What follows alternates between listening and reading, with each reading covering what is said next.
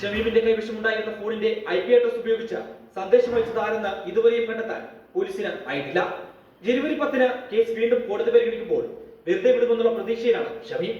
അഭിഭാഷകരായ Biju P രാമനും John Thomas അറക്കലുമാണ് ഷമീമിനായി കോടതിയിൽ ഹാജരായത്. ന്യൂസ് 18 ഇടുക്കി.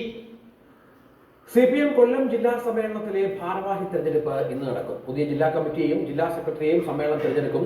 സെക്രട്ടറി പദവി 2 ടേം മാത്രം പൂർത്തിയാക്കിയ S. സുദേവൻ ജില്ലാ സെക്രട്ടറിയായി തുടരുമെന്നായിരുന്നു സൂചന. എന്നാൽ സുദേവനെ മാറ്റാൻ ഒരു വിഭാഗം ശ്രമിക്കുന്നുണ്ട്.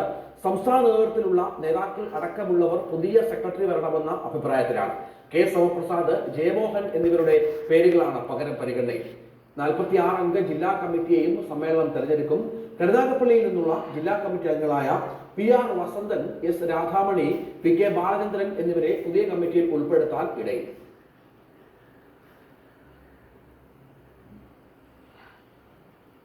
മഹാരാഷ്ട്രയിൽ അനിശ്ചിതത്വം തുടരും.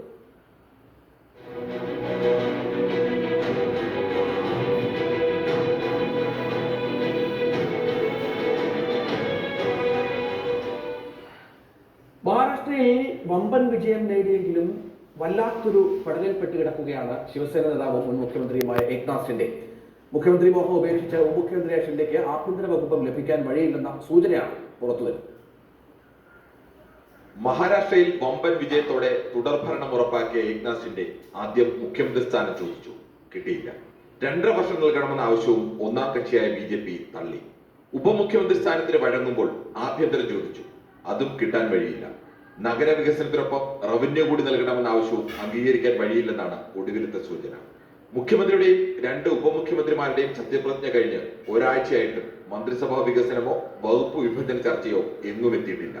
എന്നു നടക്കുമെന്നതിൽ BJP ഉറപ്പും പറയുന്നില്ല. എല്ലാ വകുപ്പും ഇപ്പോൾ മുഖ്യമന്ത്രി ദേവേന്ദ്ര ഫഡ്നാവിസിനാണ്. ഉപമുഖ്യമന്ത്രിമാർ വകുപ്പില്ലാതെ തുടരുന്നു. മന്ത്രിസഭാ വികസനം വൈകുന്നതിലോ ശിവസേനയുടെ സമ്മർദ്ദത്തിലോ BJP ദേശീയ നേതൃത്വവും ഇടപെടുന്നില്ല. വഴങ്ങുകയല്ലാതെ മുന്നിൽ വഴിയില്ലെന്ന അവസ്ഥയിലാണ് ശിവസേന.